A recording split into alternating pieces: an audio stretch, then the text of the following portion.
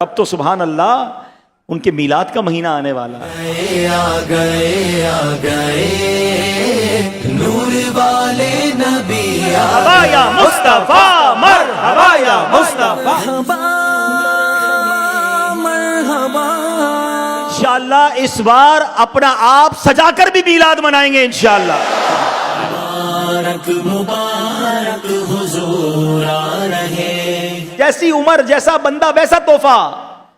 प्यारे आका का मीलाद का महीना, उनका यौम विलादत आने वाला है, तो क्या गिफ्ट दोगे आप?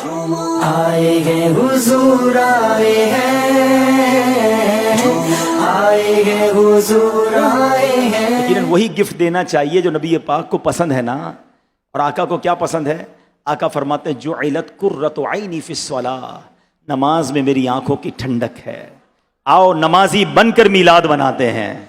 आका सच की तलकीन करते रहे, आओ सच बोलकर मीलाद बनाते हैं। यकीनन परचम लगाएंगे, लाइटें लगाएंगे, जरूर लगाएंगे, मगर इस बार अपना आप सजाकर भी मीलाद मनाएंगे इंशाअल्लाह।